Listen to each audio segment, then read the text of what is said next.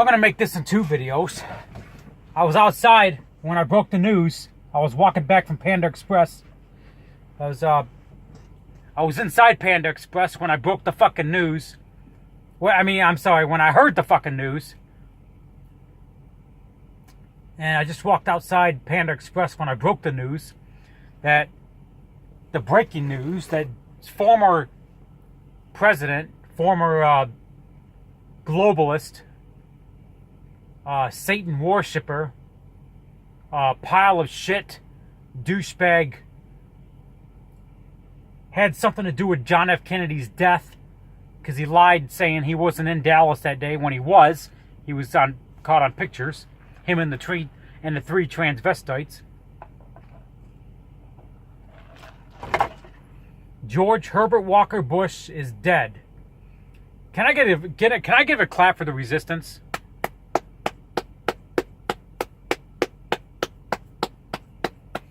One less New World Order scumbag to worry about. Today was a good day. Dun, dun, dun, dun, dun, dun. I gotta say, today was a good day. I don't like praising somebody's death. I really don't. But the way you live your life, you bring it on yourselves. I don't miss him. As a matter of fact, George Herbert Walker Bush can go visit his wife in hell. He can go visit Janet Reno, another Satanist who's involved in the deaths of 77 innocent people in Waco, Texas. He can go visit Osama bin Laden. George Herbert Walker Bush can go to hell and visit John McCain, Jeffrey Dahmer, Adolf Hitler, John Wayne Gacy, Ted Bundy, and the rest of the trash in hell. Charles Manson, Richard Ramirez,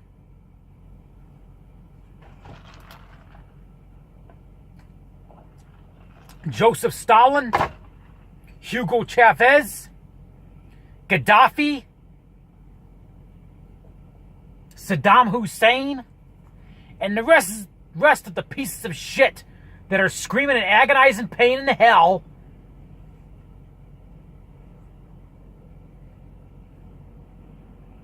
as they got a flame burning against their balls.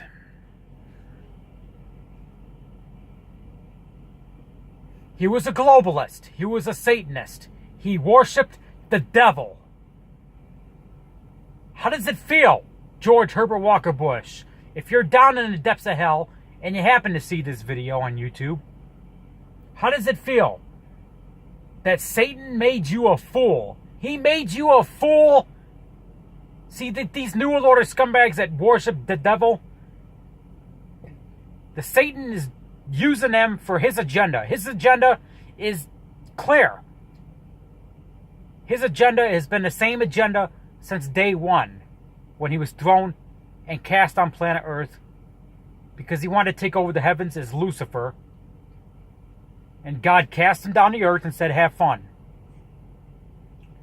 Satan's agenda is to divert as many souls away from God as possible. He's using the New World Order, the Illuminati, and any Satan worshiper to do it.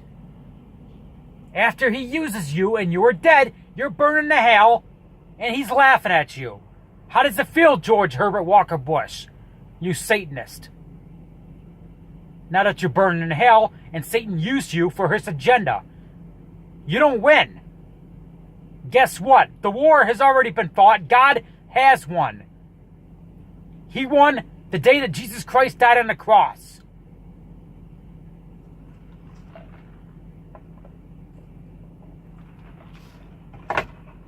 The war has already been won. You Satanist scumbags just don't know it yet. So the way I see it, with George Herbert Walker Bush dying, it's just another piece of shit, another chapter closed, another Satanist dead, another lost soul, and that's sad.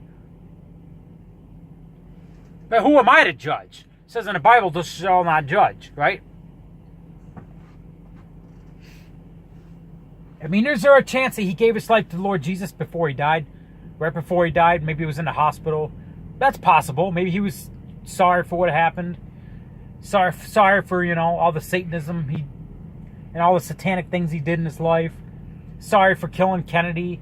Sorry for going on TV, read my lips, no new taxes, and lying to the people.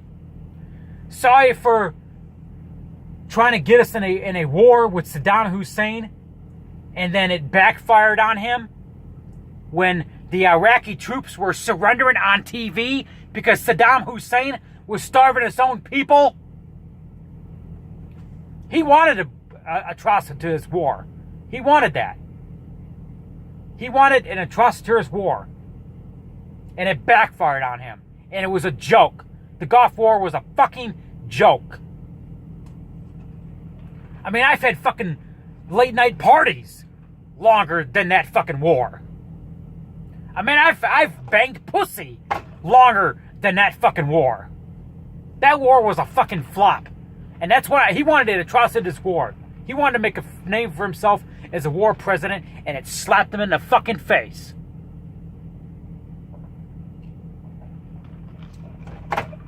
When the Gulf War first, 1991 Desert Storm, when that war took off, they predicted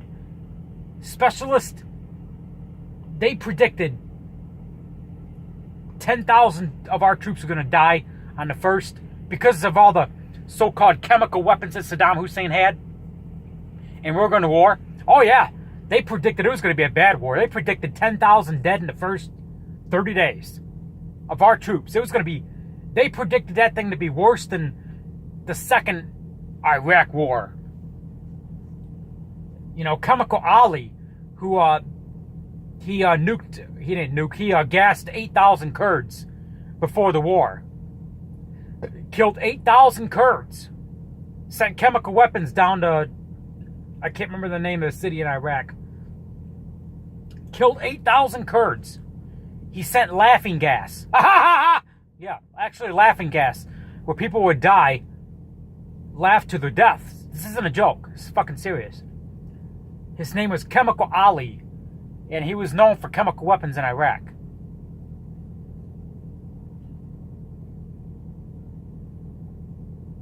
And that's what we were up against. And it was a fucking joke. They had Iraqi civilians, or Iraqi troops surrendered on TV. Basically what happened was Saddam Hussein went over to Kuwait, tried to take it over. We had a base down there in Kuwait. He wanted the oil. He was jealous. He was greedy. He took it over. We kicked him out of there because he wanted to take over our oil fields. Say, hey, you got to get the fuck out of there. Those are our fucking fields. We were in bed with Saudi Arabia. We still are in bed with Saudi Arabia and Kuwait with the oil.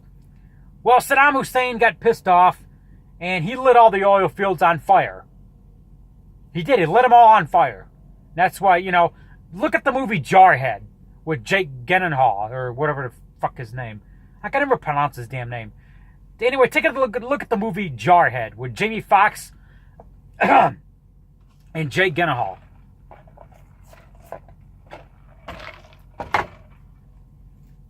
That was basically Desert Storm, Iraqi War, or whatever. That's what one thing that George H.W. Bush was known for. When you think George H.W. Bush, you think Desert Storm 1991. I know a couple people, I'm not going to say who on camera, any names or anything, but I know a couple people that were in that war, that fought in that war. I'm not going to say any names on camera, but basically what happened was there was this guy that my dad worked with, and his son was in that war, and I remember I was like 7, how old was I? I was 91, so I was like, I think I was 8 years old. Yeah, 8 years old.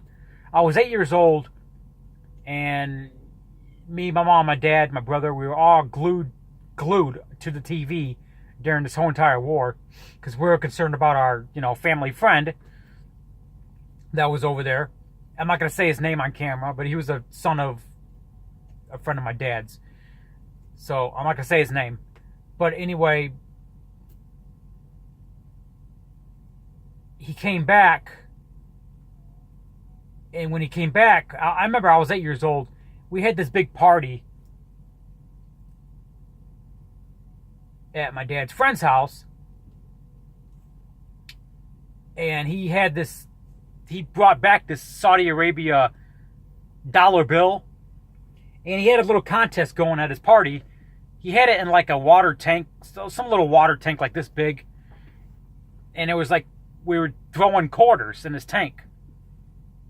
And it had this little thing inside the tank. Whoever was the first person to land the quarter on this thing would win that dollar bill. So I was 8 years old. My dad gave me a quarter. First shot, I threw it in there, landed it right on the fucking thing, and my dad yells out, "He got it! He got it! He got it!" And everybody was looking at my dad like, "What the hell? My son, he got it!" You know, and everybody was cheering me on. I was 8 fucking years old, and I won this in this little contest, this Saudi Arabian dollar bill. And I was 8 years old, you know, and I was so excited that I won this dollar bill. And I kept that dollar bill. I got it in my stash somewhere.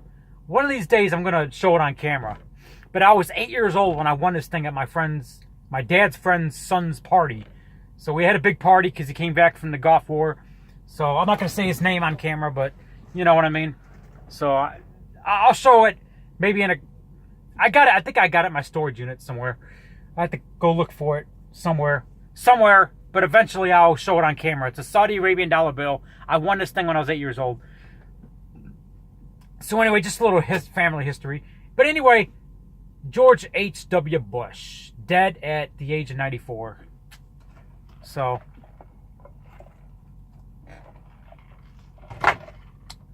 what can I say? The hells have gained another demon.